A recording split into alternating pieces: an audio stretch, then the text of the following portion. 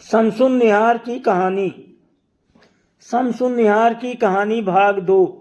शमसुन निहार ने दासी से कहा कि तुम मसरूर को कुछ देर बातों में उलझाओ ताकि मैं शहजादे को छुपा सकूं। मैं शहजादों को छुपा लूंगी तो मसरूर को बुलाऊंगी। वो दासी गई तो शमसुन निहार ने आज्ञा दी कि बारादरी के दरवाजे बंद कर दो और बाग की तरफ लगे बड़े पर्दे गिरा दो ताकि रोशनी न आने पाए। फिर उसने शहजादे और व्यापारी को बारादरी के ऐसे कोने में बिठा दिया जहां से वे किसी को दिखाई न दें। ये सब करके उसने पूर्ववत गाने बजाने वालियों को कला प्रदर्शन की आज्ञा दी और आदेश दिया कि मसरूर को अंदर लाया जाए। मसरूर 20 दासों के साथ आया और शमसुन निहार को झुककर अभिवादन करने के बाद बोला कि खलीफा आपके विरह में व्याकुल हैं और आपसे भेंट के लिए बड़े इच्छुक हैं।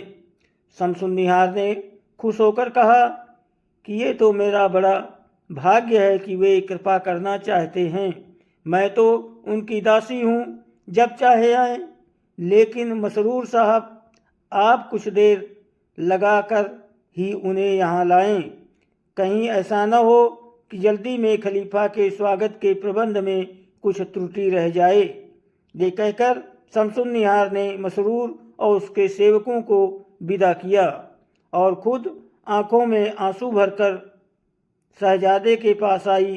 व्यापारी उसे आंसू बहाते देखकर घबराया कि कहीं ऐसा न हो कि भेद खुल गया हो।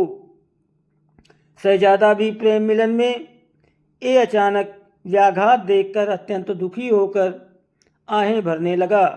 इतने ही में एक विश्वसनीय दासी ने शमसुन निहार से कहा कि आप बैठी क्या कर रही हैं?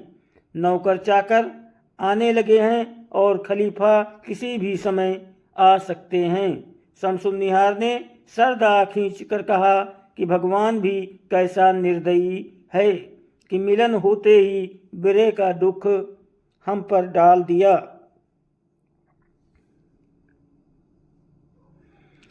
ये कहकर उसने दासी से कहा, इन दोनों को ले जाकर उस मकान में रखो जो बाग के दूसरे कोने पर है। इन्हें बिठाकर मकान में ताला लगा देना। फिर अवसर पाने पर इन्हें मकान के गुप्त द्वार से निकालकर दजला नदी के किनारे ले जाकर नाव पर बिठा देना। ये कहकर उसने शहजादे का आलिंगन करके उसे विदा किया। दासी ने होशियारी के साथ शहजादे और व्यापारी को दजला नदी के तट वाले मकान में पहुंचाकर कहा, तुम बेखटके यहाँ रहो, किसी को पता नहीं चलेगा। ये कहकर दासी तो मकान में बाहर से ताला लगाकर आ गई। ये दोनों काफ़ी देर तक इधर उधर घूमकर देखते रहे कहीं भागने का रास्ता मिल जाए, किंतु उन्हें कोई रास्ता नहीं मिला। फिर उन्होंने झरोखे से देखा कि खलीफा के अंगरक्षक पैदल और सवार बाग में आ रहे हैं। ये देखकर इन दोनों के प्राण सूखने लगे। फिर देखा कि एक ओर से बहुत से नौजवान सेवक हाथों में मोमबत्तियां लिए आ रहे हैं। उनके पीछे 100 हथियारबंद अंगरक्षक हैं और उनके मध्य खलीफा और उसका प्रधान भृत्य मसरूर है। जब खलीफा रात को किसी प्रेसी के घर जाता था तो पूरी सुरक्षा का प्रबंध किया जाता था। शमसुन निहार अपने मकान से निकलकर 20 सुंदर सुसज्जित दासियों के साथ खलीफा के स्वागत के लिए बाग में आ खड़ी हुई। उसके साथ ही दासियां स्वागत गान गाने लगी। खलीफा आया तो शमसुन निहार आगे बढ़ी और उसने सिर खलीफा के पांवों पर रख दिया। खलीफा ने उसे उठाकर सीने से लगाया और कहा, तुम पैरों पर न गिरा करो, मेरे बगल में बैठो। ताकि मैं तुम्हारे निहार खलीफा के बगल में बैठी और उसने गाने वालियों को एक विरह संबंधी गीत बड़े करुण स्वर में गाया।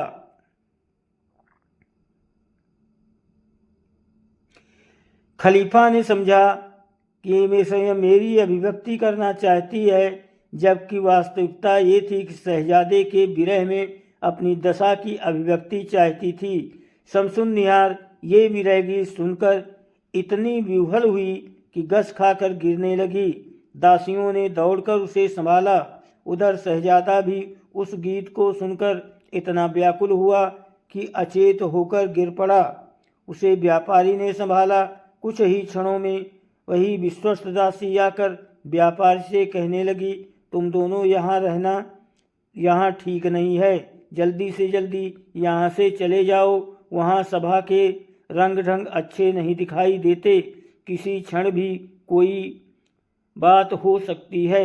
व्यापारी बोला, तुम ये तो देखो कि शहजादा बेहोश हो गया है। ऐसी दशा में हम लोग बाहर किस तरह जा सकते हैं। दासी झपट कर पानी और बेहोशी में सुंघाने वाली दवा ले आई और इस तरह शहजादा अपने होश में आया। अब व्यापारी ने शहजादे से कहा कि हम लोगों का यहाँ रहना खतरनाक है, हमें तुरंत यहाँ से चल देना चाहिए।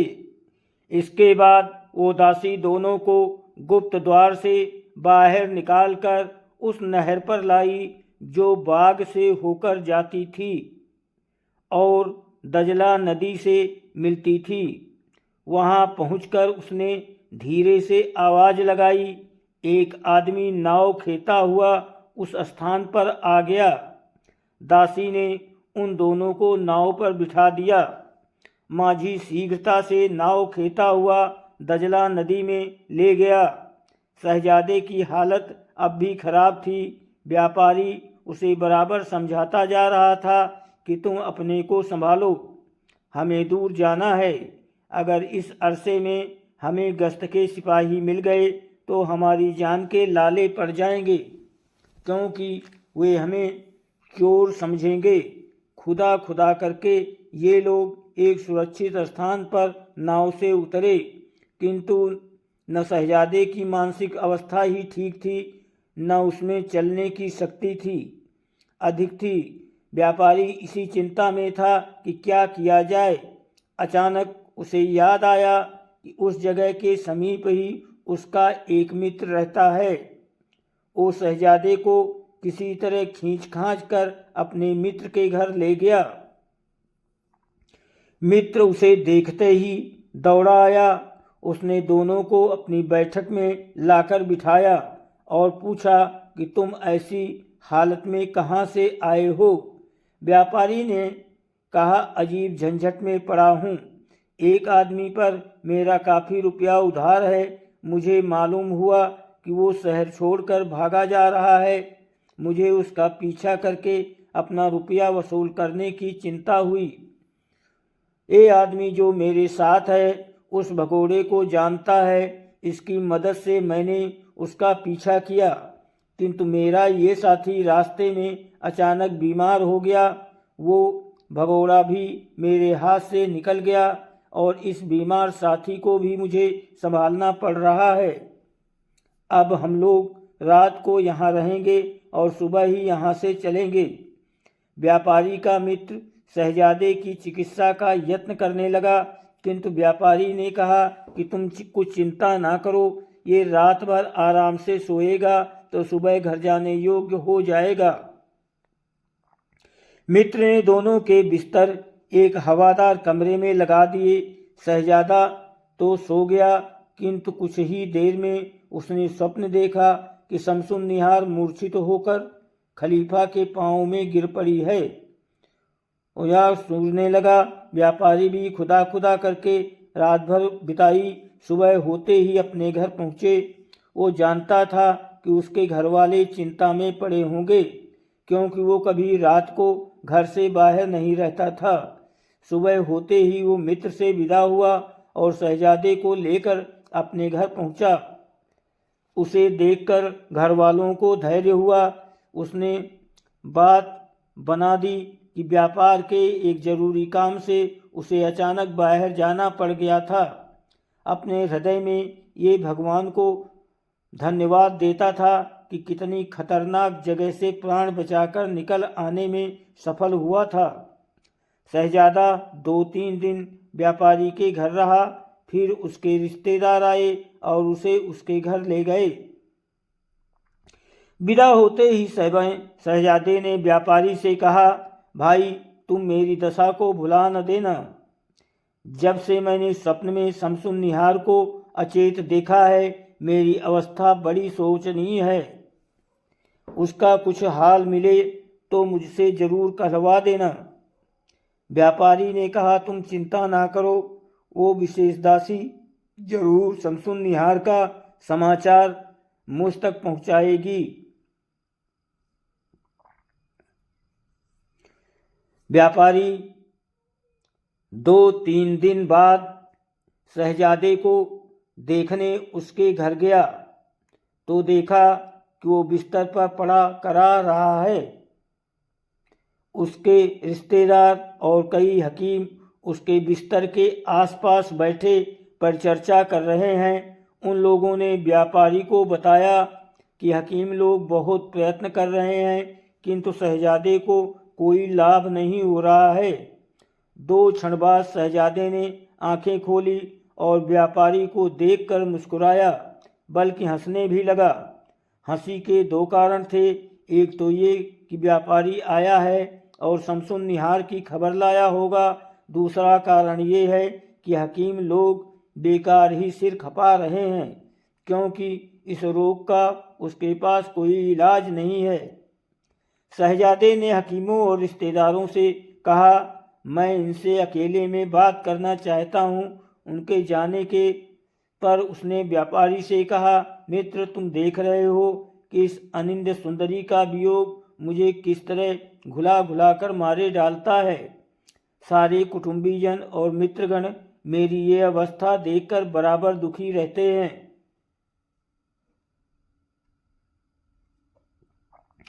उन लोगों को दुखी देखकर मेरा दुख और बढ़ता है। मुझे अपना हाल उनसे कहने में लज्जा भी आती है, इसलिए मैं जी में घुटता जा रहा हूँ। तुम्हारे आने से मुझे बड़ा धैर्य हुआ। अब तुम बताओ कि शमसुन निहार का क्या समाचार है। उस दासी ने तुमसे कब बात की और अपनी स्वामिनी का क्या हाल बताया।